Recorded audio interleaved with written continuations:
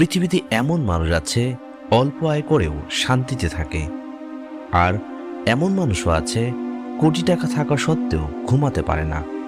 কেন? কেউ চেষ্টা করেও গরিব থেকে যায়, আর কেউ না চাইতেও ধনী হয়ে যায়। আজকের এই ভিডিওটা যদি আপনি মিস করেন, তাহলে আপনি শুধু একটি ভিডিও নয়, আপনার জীবনের সবচেয়ে বড় একটি শিক্ষা মিস করবেন।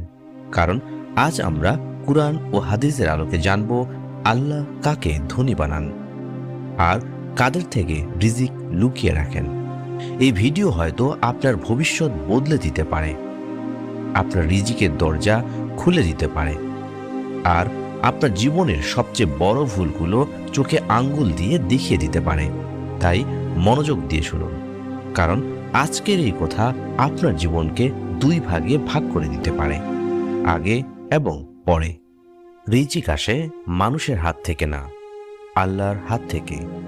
আল্লাহ বলেন, নিশ্চয়ই আল্লাহ যাকে ইচ্ছা তার রিজিক বাড়িয়ে দেন এবং যাকে ইচ্ছা কমিয়ে দেন। সূরা রাদ আয়াত ২৬। অর্থাৎ আপনার বেতন, ব্যবসা বা চাকরি রিজিকের মালিক না, রিজিকের মালিক আল্লাহ। আল্লাহ ধনী বানান তাকওয়াবান মানুষকে। আল্লাহ বলেন, যে আল্লাহকে ভয় করে আল্লাহ তার জন্য এমন পথ খুলে দেন যেখান থেকে সে কল্পনাও করতে পারে না।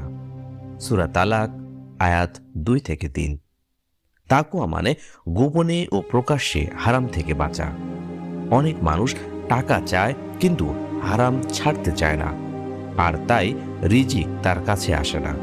২, যারা আল্লাহর উপর ভরসা করে তারা কখনো গরিব হয় না।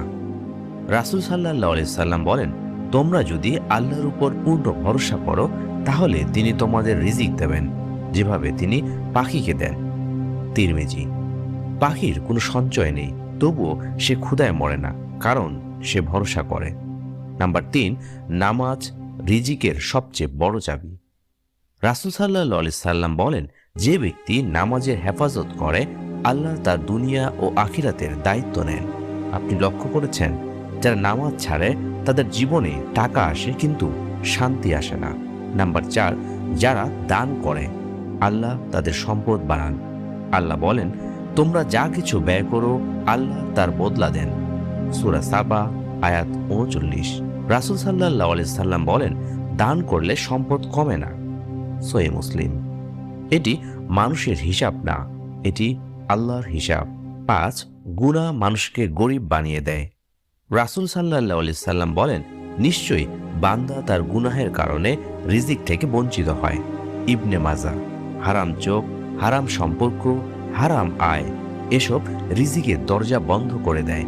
৬, ইস্তিগফার রিজিকের সুইচ। নবী নূহ আলাইহিস সালাম বলেন, তোমরা আল্লাহর কাছে ক্ষমা চাও, তিনি তোমাদের প্রচুর সম্পদ ও সন্তান দেবেন। সূরা নূহ আয়াত ১০-১২। আসল ধনী সে নয় যার ব্যাংকে টাকা আছে, আসল ধনী সে যার অন্তরে আল্লাহ আছেন। আপনি যদি আজ থেকে হারাম ছাড়েন, নামাজ ধরেন, ইস্তিগফার করেন, ইনশাআল্লাহ রিজিক নিজে আপনার খোঁজে আসবে। হে আল্লাহ, আমাদের হালাল রিজিক দান করুন, বরকত দিন এবং এমন ধনী বানান যাদের হৃদয়ে কখনো গরিব না হয়।